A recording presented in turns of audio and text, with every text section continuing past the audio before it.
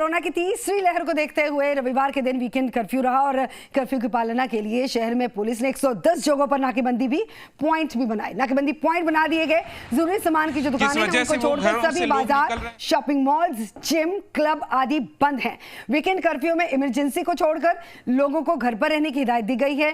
Appeal की जा रही है कि प्रशासन को सहयोग कीजिए, लेकिन फिर भी कई लोग हैं जो घरों से बाहर निकलते हैं, बेवजह घर से बाहर निकलते हुए नजर आए, लेकिन पुलिस हर जगह पर रोक कर उनको समझाइश करती हुई भी दिखाई दी।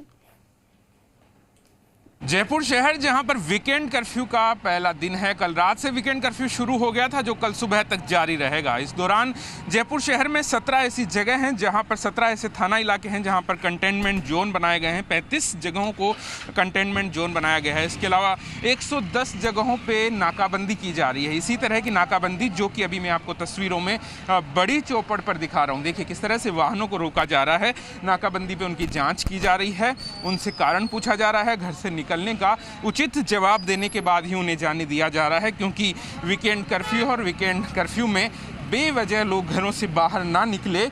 अगर बाजार बात करें तो बड़ी चौपड़ से रामगंज की तरफ का हिस्सा है जहां पर सभी दुकानें आपको बंद नज़र आती है।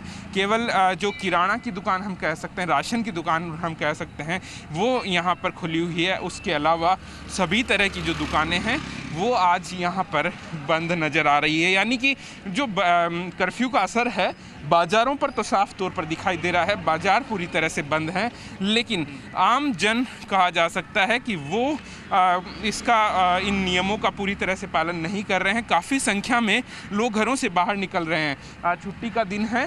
कोशिश सरकार की यही थी कि लोगों को घरों में रखा जाए जिससे कि बढ़ते हुए कोविड को कुछ हद तक कम किया जा सके, लेकिन लोग इसकी पालना नहीं कर रहे हैं। और पुलिस और प्रशासन की कोशिश है कि इस तरह की नाकाबंदी पॉइंट बना करके लोगों को रोका जाए जो घरों से कर्फ्यू के दिन बाहर निकल रहे हैं। और यही कोशिश यहाँ पर पुलिस की ओर से हम कह सकते हैं कि की जा रही है।